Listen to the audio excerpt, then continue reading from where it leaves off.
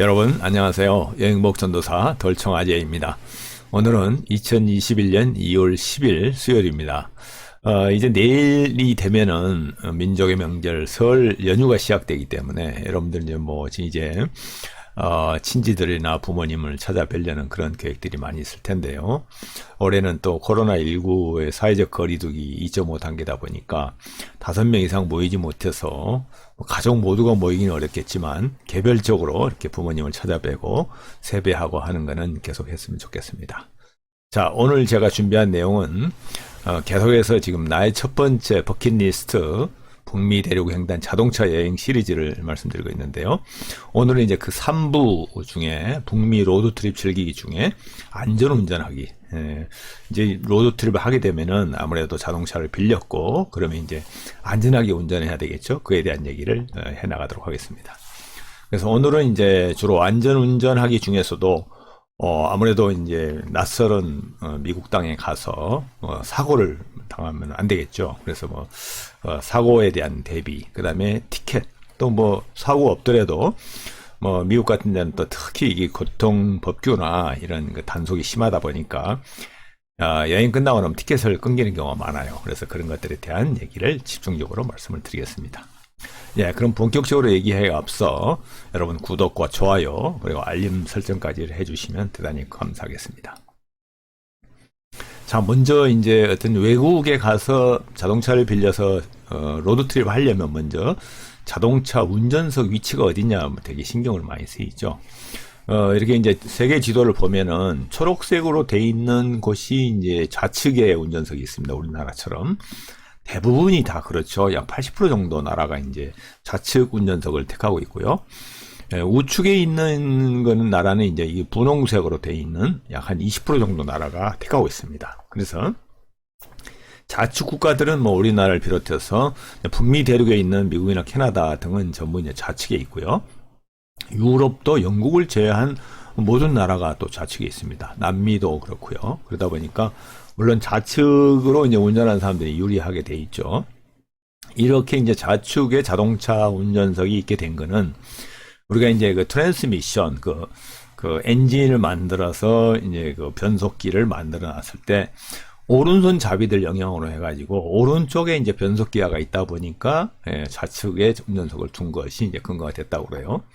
그러면 우측에 둔 나라들은 왜 그랬을까요? 주로 이제 영국을 비롯해서 영연방 국가들, 호주, 뉴질랜드, 인도, 남하고, 일본도 이제 영국의 자동차 그 문화를 받아들이기 때문에 그랬고요.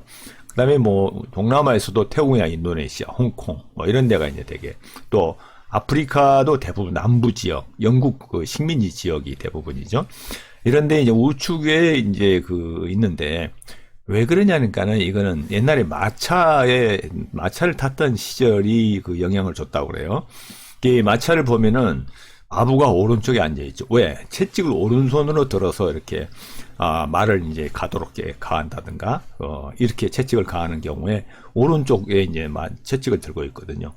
그러다 보니까 이제 마차를 운영하기 위해서 이런 이제 우측에 그 운전석이 있던 것에서 그대로 그냥 따서 이렇게 오른쪽에 그 자동차 운전석이 있었다고 하는 얘기를 합니다.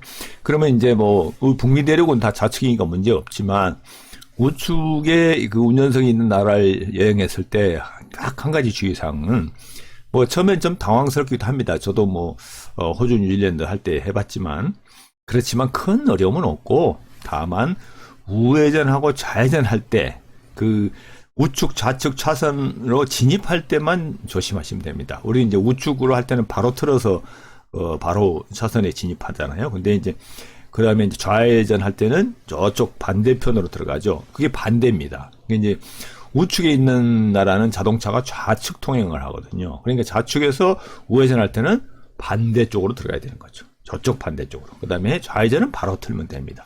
그 점만 유의하면은 크게 우측이냐 좌측이냐에 대해서는 어려움이 없을 걸로 보여집니다. 자, 그리고 이제 미국에서 자동차 여행을 하기 위해서는 지난번에도 잠깐 말씀드렸지만 미국의 고속도로 체계를 정확히 알아야 됩니다. 이걸 이제 IX라고 하는데요. 이걸 인터스테이트 하이웨이라고 합니다. 지금 지도에서 보시는 것처럼 미국은 이렇게 남북, 동서남북으로 이렇게 많은 거미줄처럼 고속도로 체계가 구비되어 있습니다. 약 8만 킬로 정도가 된다고 그래요. 뭐 갈수록 늘어나겠죠. 그래서 시스템을 보면 좌측에서부터 오른쪽으로 이렇게 가는 거는 짝수입니다. 뭐 우리나라도 그런 시스템을 받아들이고 있죠. 그 다음에 남북으로, 북에서 남으로 흐르는 거는 홀수 번호 체계가 되어 있습니다. 그래서 짝수 체계는 남쪽에 있는 제일 밑에 있는 로스앤젤레스를 통해서 텍사스, 플로리다까지 가는 거는 10번 고속도로입니다. 그래서 그게 이제 20번, 30번, 40번 쭉 올라가서 메뉴에는 90번이나 94번이 이제 북쪽에 진행되고 있고요. 그다음에 남북으로 진행되는 거는 이 서해안 지역, 태평양 지역의 5번 고속도로, 워싱턴 스테이트에 있는 시애틀에서부터 캘리포니아에 있는 샌디에고까지 가는 것이 이제 5번 고속도로죠. 그래서 5번, 15번, 25번 쭉 와가지고 오른쪽에 플로리다에서 메인주까지 가는 거는 95번 도로가 이렇게 이제 자리를 잡고 있습니다. 그래서 이런 시스템만. 그래서 남북으로 갈 때는 홀수의 노스냐, 사우스냐, 동서로 갈 때는 짝수의 이스트냐 웨스트냐만 구분하면은 어디든지 이 넓은 땅을 찾아갈 수 있다는 것입니다. 그리고 이제 미국의 그 교통 신호 및 표지판을 이렇게 보면은 이 왼쪽 그림에서 보시는 것처럼 아까 말씀드린 그 인터스테이트, 즉 주 간에 달리는 하이웨이를 이제 인터스테이트 하이웨이라고 그러는데요. 그거는 이렇게 이제 그 항아리 모양으로 해가지고 위에 빨간색 그 띠에 인터스테이트라고 써지고, 그다음에 이제 번호가 20번입니다. 20번이면 짝수죠. 짝수면 동서로 움직이는 거라고 그러죠.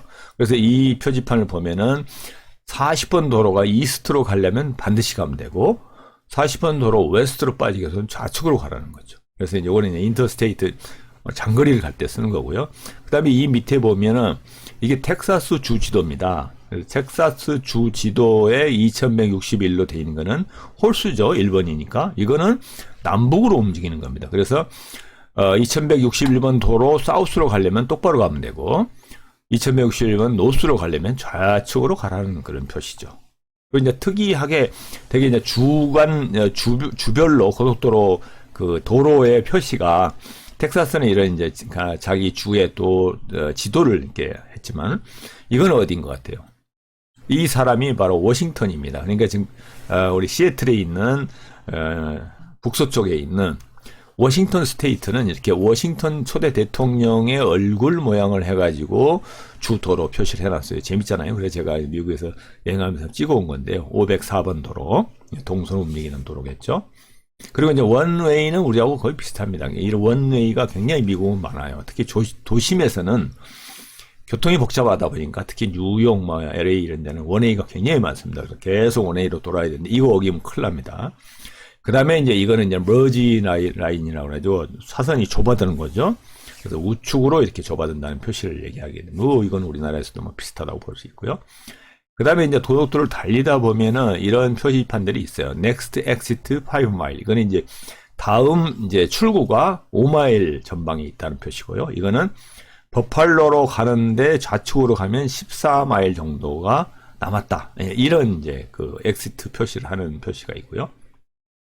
캐나다도 대부분 유사합니다. 이런 표시들이 크게 다르진 않아요. 그렇지만 미국의 인터스테이트 하이웨이와 비슷한 트랜스 캐나다라고 그래가지고 토론토에서 서쪽에 있는 밴쿠버까지 대륙을 이렇게 횡단하는 도로가 1번 하이웨이입니다. 이게 이제 슈퍼 하이라고 그러죠. 이런 표시가 되어 있고요. 단풍잎이 그려져 있고, 이렇게 이제 401번 해가지고 왕관이 그려져 있는 거는 이게 이제 그 왕관의 그 빅토리아 쪽에 있는 브리티시 콜럼비아 쪽의 주 도로인데요. 401번 이런 식으로 표시가 되어 있습니다. 근데 여기에서 이제 한 가지 주의할 사항은, 이 캐나다와 미국은 다른 거는 뒤에서 잠깐 말씀드리겠지만은 스피드 리미트가 캐나다는 15라고 그래서 이게 15km입니다. 근데 미국은 마일이 됩니다. 이렇게 비슷한 간판이라 하더라도 미국은 마일이 단위고 캐나다는 킬로미터가 단위라는 걸 아시면 되겠습니다. 그래서 이제 그 교통 신호와 표지판 중에서도 좀 유념해야 될 것, 이것들을 이제 제가 중심적으로 한번 말씀드리겠습니다. 다 말씀드릴 수는 없고요. 그래서 스피드 리미트는 요거 그냥 미국 건데 15면 15마일입니다. 그래서 미국에서는 마일로 꼭 생각하셔야 된다는 거죠. 그리고 스탑과 do not enter, 들어가지 말라는 이 표시는 반드시 준수해야 됩니다. 그렇지 않으면 어디선가 나타나서 벌금을 부과하기 때문에 특히 이 세 가지는 준수하길 바랍니다. 그리고 이제 파킹도 이렇게 되지 않은 곳은 안 되고, 이렇게 파란 글씨로 파킹이라고 써진, P라고 써진 것이 이제 파킹 낫이고요. 우회전이 금지되는 곳이 의외로 있어요. 이렇게 금지되어 있는 곳에 우회전은 안 됩니다. 그 다음에, 북미 대륙이나 이렇게 넓은 이제 대륙을 가면은 이런 표시가 가끔 있어요. Animal on the road warning. 즉, 캥거루라든가, 소라든가, 이런 것들이 이제 뭐, 호주나 뉴질랜드 대륙에도 이런 게 많이 있죠. 그래서 동물이 지나가는 것에 대해서는 주의를 해라는 얘기이기 때문에, 이게 속도를 좀 낮춰야 되는 거고요. 그 다음에 뭐, 이렇게 미끄러진 길. 이건 뭐, 우리나라와 비슷하죠.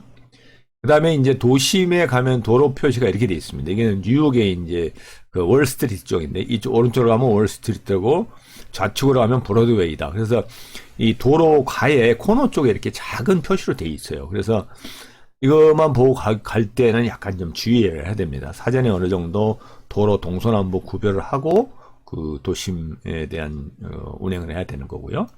그 다음에 이제 이것도 우리나라와 많이 비슷하면 철길이 있을 경우에, 철로를 지나갈 때는 이렇게 이제 조심해서 가는데 20km, 20마일이죠. 이거는 20마일 정도로 가야 되고, 여기에서 숨으면 안 된다는 거예요. 파킹하면 안 된다는 거고요. 그래서 저속으로 해서 지나가라. 그 다음에 이제 기차가 오면 이렇게 이제 또 그 가림막이 나타나기 때문에 그거는 이제 나중에 있으면 써야 되는 겁니다.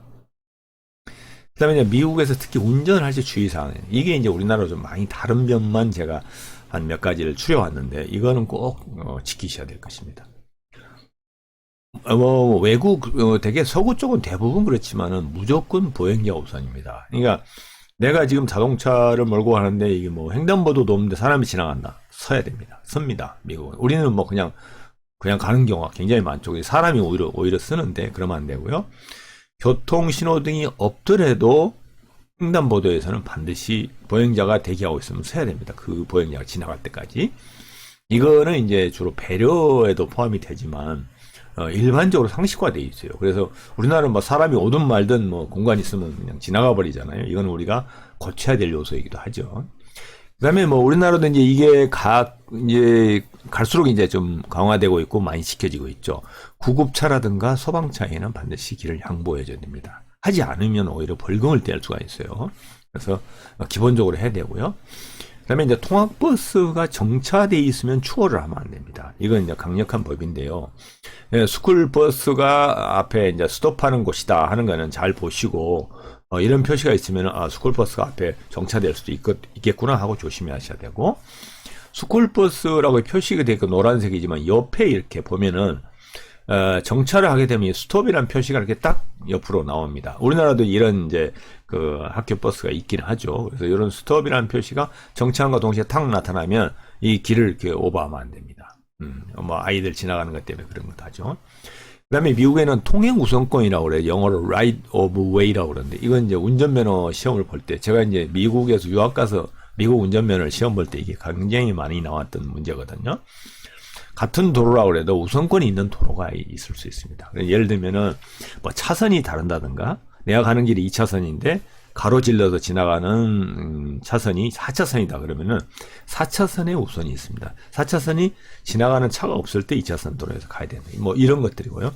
또 서로 부딪혔을 때 어떻게 우선순위, 누가 우선순위를 가느냐, 이런 것들이 법으로 정해져 있고 운전면허 시험에 나옵니다.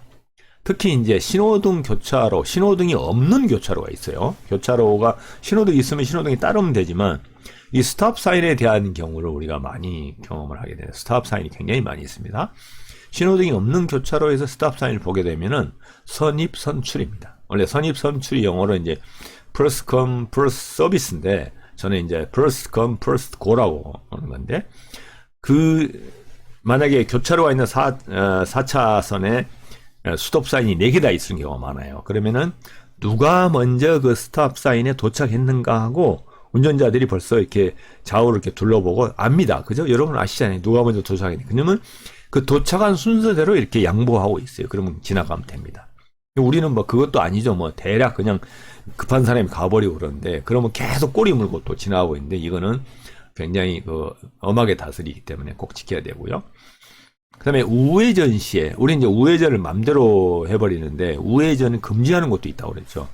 우회전 하는 곳에도 스탑 사인이 있는 경우가 있어요. 그러면은 3초간 스톱한 후에 출발해야 됩니다. 그러니까 스탑 사인이 있는 곳에는 도로 상이든 뭐 우회전을 하든 어디든 간에 반드시 바퀴가 멈추고 3초 정도 지나야 됩니다. 그래서 이거는 이제 뭐 1, 2, 3초를 세라는 게 아니고 우리나라 사람들이 세고 있는데 그건 아니고 좌우 앞 전면 똑바로 보면 3초란 얘기입니다. 그래서 그걸 살펴보도록 되어 있습니다. 꼭 지켜야 됩니다. 이거 안 지켜가지고 우리나라 사람들 미국 가서 티켓 끊기는 경우 많아요. 이런 경우에 이게 지켜 있는 사람들이 있거든요. 좀 조심하셔야 됩니다. 그 다음에 이제 좌회전 차선에서 차선이 좌회전 차선이 있어요, 미국에는. 그런데 어떤 경우는 좌회전 화살표가 나타납니다. 우리는 좌회전 차선에 좌회전 화살표 있을 때만 좌회전하게 돼 있죠. 근데 미국은 안 그렇습니다. 좌회전 차선인데 화살표가 없는 경우가 더 많아요. 그럼 파란불일 때만 좌회전을 해야 되거든요. 근데 이때는 무조건 좌회전을 우선권을 가지는 게 아니라 비보호 좌회전입니다. 그래서 상황을 보고 비록 파란불이라 하더라도 저쪽에서 또 좌회전하는 친구 반대쪽에서 할 수가 있거든요. 그러면 좌우에서 먼저 해오는 친구가 있을 수 있으니까 그거를 꼭 비보호 좌회전으로 생각하셔야 되고 유턴 표시는 거의 없습니다. 유턴 표시를 제가 미국에서 본 적이 별로 없는 것 같아요. 거의 없었던 것 같은데 이럴 경우에 유턴도 가능합니다. 이게 즉 좌회전 차선에서 파란불일 때는 비보호 좌회전 또는 유턴을 할 수 있다. 이 사항, 그래서 여기서 말씀드린 한 7가지 사항은 한국과 다른 점이면서도 우리가 가서 교통법규를 몰라가지고 티켓을 끊기는 경우가 많고 사고를 낼 확률이 높다는 겁니다. 그래서 이거는 꼭 기억해 두시기 바랍니다. 그리고 이제 또 다른 좀 특색이 있는 상황이 있는데요. 이게 이제 운전 시 주의할 사항 중에 우리가 또 주의도 하지만 또 좀 배워두면 좋은 겁니다. 중앙 진입 차선이라는 게 있어요. 여기 이제 사진에 보시게 되면은 이 되게 마을같이 이제 조그마한 동네에 이런 차선이 많이 있는데요. 3차선이잖아요. 그런데 가운데 이렇게 노란 선으로 해가지고 공동 차선이 하나 있어요. 이게 이제 중앙 진입 차선입니다. 그러면은 우리나라 같은 경우는 계속 여기 뭐 한 500m 가다가 신호등이 있어서 뭐 유턴해서 와서 이쪽 차선으로 간다든가. 그러니까 우리가 이제 우측으로 가다 보니까 우회전은 바로 들어가면 되는데 좌측에 있는 집을 찾아가려면 그 신호등까지 가서 유턴해서 와서 들어가야 되잖아요. 그런 불편을 없애기 위해서 이렇게 골목마다 진입로마다 중앙 진입 차선을 둬가지고 이 차선으로 들어와서 내가 좌회전해서 들어가려면 뭐 자기가 이제 찾아간 집이 뭐 여기 정도에 있다. 그러면은 차가 없을 때 그냥 턴해서 들어가면 됩니다. 좌회전해서 별도의 신호등이 없어요. 그래서 아주 편리하게 돼 있죠. 그래서 주택가에서는 이런 중앙 진입 차선이 있기 때문에 이걸 지켜서 하면은 아주 유용하다 하는 거고요. 요거 이제 도심에서 많이 있는 건데요. HOV 레인이라고 그래가지고 두 사람 이상이 탑승할 시 주로 이제 뭐 출퇴근 상황이 뭐 트래픽 잼이 걸릴 때라 이럴 경우에 이제 이런 차선을 이용합니다. 우리는 이제 전용 차선 버스 전용 차선에 뭐 6사람 이상 탑승한 뭐 승합차라든가 이런 게 이제 우선권을 이런 도로 1차선을 주잖아요. 근데 이게 실제 있는 건데요. 여기 보면은 이런 이제 마름모 표시로 해가지고 HOV 레인이라고 하는데 이거는 이제 하이 오큐펀시 레인이라고 그래가지고 두 사람 이상이 차에 탑승하고 있을 때 이 우선 차선을 줍니다. 그러면 이제 뭐 출퇴근이 진짜 굉장히 유리하죠. 오른쪽에는 이제 많이 막히기도 하는데 이렇게 이제 이 전용 차선을 사용하면은 굉장히 편리하고 빨리 갈 수가 있는 거죠. 그래서 이런 것들을 여러분들이 알아두면 좋을 것 같습니다. 자, 그 다음에 이제 많이 우리나라 사람들이 미국이나 캐나다 쪽에 가서 그 티켓을 많이 끊기는 게 이제 속도 위반이에요. 저도 뭐 미국에서 속도 위반 끊긴 적도 있었고, 또 한 번은 뭐 캐나다에서 속도 위반했는데 경찰관이 특별히 봐준 경우가 있는데 뭐 그런 경우는 거의 드뭅니다. 뭐 그런 케이스가 있긴 있었습니다만은 그건 제가 좀 이따 말씀드리겠고요. 고속도로에서는 속도 제한이 이렇게 이제 노란 이 오른쪽에는 이 미국 지도에서 보시는 것처럼 하이웨이, 프리웨이 등에서는 55마일에서부터 85마일까지 되어 있습니다. 그래서 텍사스 같은 경우는 이제 뭐 광대양이 넓기도 하고 사막 지역도 많고 그렇게 인구가 밀집되어 있지 않다 보니까 85마일까지 하게 되어 있어요. 이게 이제 시간당 85마일이면 거의 140km가 됩니다. 그 외에도 이제 뭐 75km가 이제 이 중부 지역, 좀 이제 한가하고 여유가 있는 지역은 되게 75마일, 킬로가 아닙니다. 참 마일입니다. 75마일. 그 다음에 이제 약간 노란, 주황색은 70마일. 여기 캘리포니아라든가 플로리다 이쪽이죠.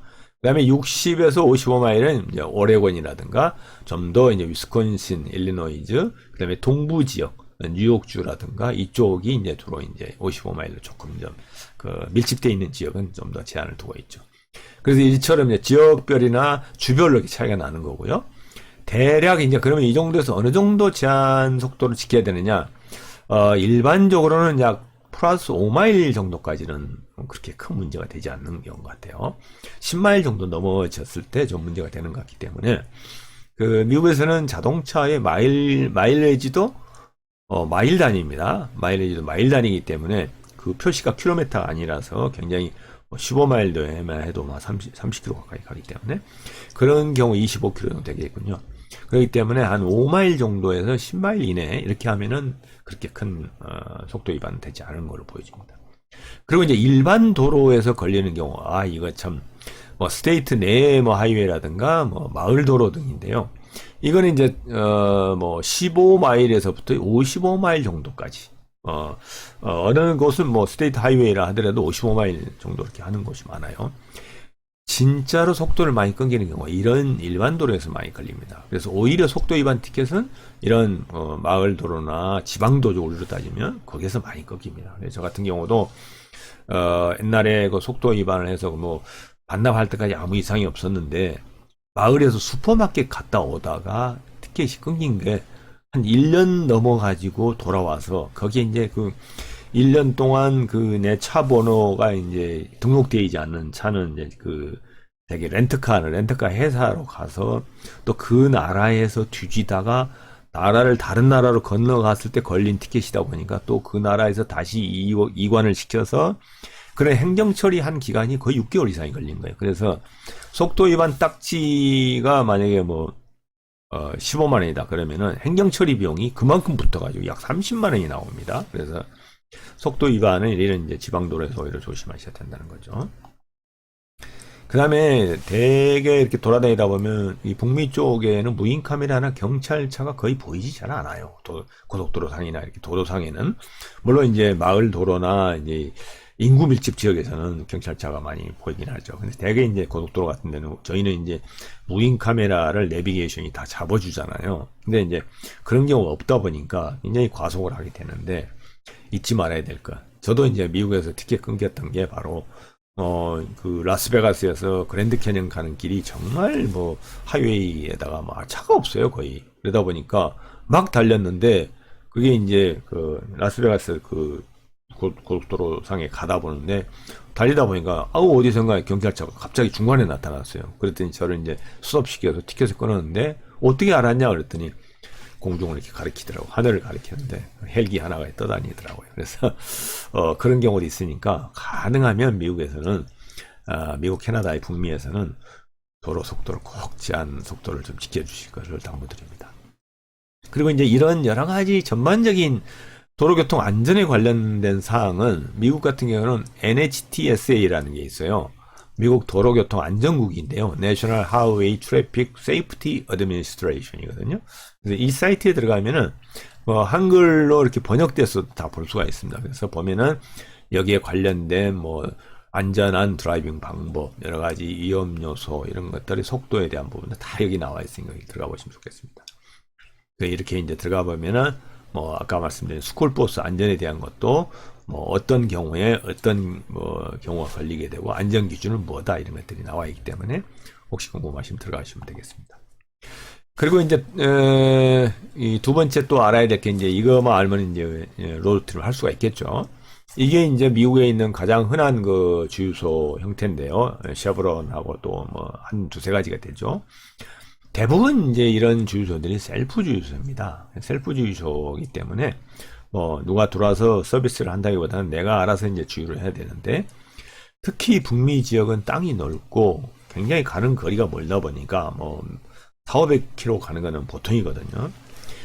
만약에 오일 탱크에 한 2분의 1 이하가 남았다. 그러면은 뭘 요즘이야 뭐 스마트폰을 이렇게 뒤져보면은 대략 주유소가 어디 있다는 걸 알 수도 있지만, 그럴 틈이 없잖아요, 달다 보면은. 그러면은, 웬만하면 2분의 1 이하가 남았다 그러면 주유소가 있으면 들려서 주유를 하고 가시기 바랍니다. 가끔 몇 시간을 가도 주유소가 없는 경우가 가끔 있어요. 하웨이 같은 데라든가 이런 뭐 대륙이나 사막 같은 데는 꼭 주의하셔야 되고요. 그 다음에 이제 주유기 주종을 확인하는, 이걸 잘 몰라가지고 잘못하신 분들이 꽤 많습니다.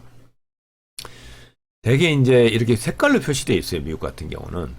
디젤인 경우는 이렇게 초록색으로 딱 표시되어 있습니다. 그래서 디젤 이렇게 써져 있는데, 오히려 더 조심할 거는, 우리가 타고 다니는 승용차는 대부분 휘발유잖아요. 근데 미국 같은 데는 승용차가 디젤인 경우도 꽤 있고요.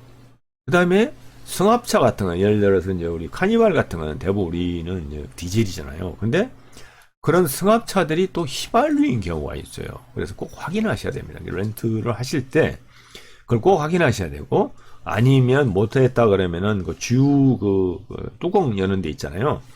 거기에 보면은 써져 있는 경우가 있어요. 꼭 확인하셔야 됩니다. 그래서 그걸 헷갈려가지고 잘못 넣어가지고 차가 서버린다든가, 그걸 차 값을 또 물어내는 경우도 있어요. 그래서 그 다음에 디젤은 이제 초록색이고, 휘발유는 이렇게 세 가지입니다. 흰색 아니면 빨간색인데요. 흰색 중에서도 밑에 이제 91, 89, 87이 써져 있는데, 이거는 휘발유의 옥탄가를 얘기해 줍니다. 이게 옥탄가가 높을수록 고급 휘발유죠. 그래서 91이 이제 슈프림 그래가지고 고급 휘발유고요. 89가 이제 플러스 좀 더 좋은 휘발유. 그 다음에 87이 제일 낮은 이제 빨간색 레귤라라는 거죠. 그래서 대부분 일반 시민들이나 렌터카는 이제 옥탄가 87인 레귤라, 이 빨간색의 로즈를 뽑아서 넣으면 됩니다. 그렇기 때문에 큰 지장은 없어요. 단지 이제 휘발유 옥탄가에 따라서 좀 더 고급지고 아니다는 것 차이기 때문에, 그래서 빨간색 노즐을 뽑아서 넣으시면 된다 이렇게 생각하시면. 그 다음에 이제 요금을 지불해야 되는데, 약간 한 가지 이제 주의해야 될 사항은, 만약에 우리가 신용카드, 우리는 이제 우리나라 신용카드를 하면은 다 조회를 해가지고 영수증이 나오잖아요. 근데 미국에서는 특이하게 신용카드를 넣으면은 집 코드라고 그래가지고, 그 집 코드가 뭐냐 하면 우편번호예요. 우편번호를 요구하는데 우리는 뭐 거기에 거주하지 않다 보니까 우편번호가 없잖아요. 그러면은 거절을 합니다. 그렇기 때문에 신용카드로는 안 되는 거고요. 미국 북미 지역에 가서는 현금으로 하든지, 현금을 하는 경우는 현금을 넣는 곳도 있지만 없는 경우가 굉장히 많아요. 그러면 캐시어를 가가지고 캐시어에게 미리 얼마 안을 넣겠다, 나는 뭐 50불어치를 넣겠다, 그럼 50불을 주고 와서 넣는 경우도 있고, 아니면 내가 넣고 가서 그 캐시한테 가가지고 주유기 번호를 알려주고 현금으로 주든지, 안 그러면 그때는 이제 신용카드가 돼요. 그렇기 때문에 평소에는 만약에 카드로 한다면 데비카드, 현금 카드죠. 현금 카드를 가지고는 됩니다. 현금 카드를 넣으면은 집코드 그런 거 없이 그냥 바로 결제가 됩니다. 그렇기 때문에 미국 북미 지역에서는 이렇게 현금이나 데비카드를 활용해서 요금을 지불하면 됩니다. 그래서 정보 애매하면 하여튼 주유 넣고 캐시어에 가서 얼마큼 넣었다, 그 몇 번 주유기 번호를 알려주면 캐시어가 알아요. 얼마인지 어떻게 계산할 수가 있습니다. 그렇게 하시면 될 것 같습니다.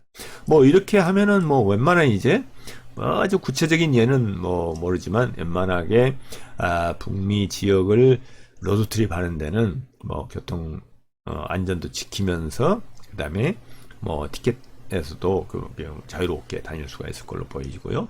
뭐 주유에서도 문제되지 않을 걸로 보여집니다. 네, 이렇게 해서 북미 대륙 횡단 자동차 여행 중에서 자동차 운전을 할 때 있어서 안전운전하기, 티켓을 튀기지 않고, 또 그러면서 또 여러 가지 안전하게 운전할 수 있는 방법을 설명해 드렸고요.